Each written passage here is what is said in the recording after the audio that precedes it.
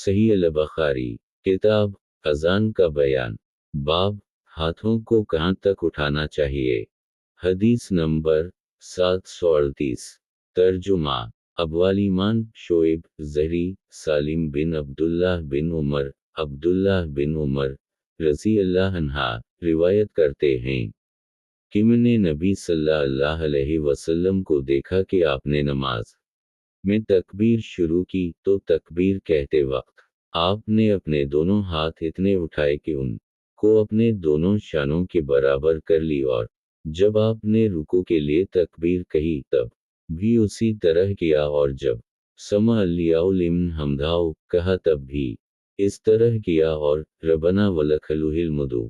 بھی کہا، اور یہ بات آپ سجدہ کرتے وقت نہ کرتے تھے اور نہ اس وقت جب سجدے سے اپنا سر اٹھاتے۔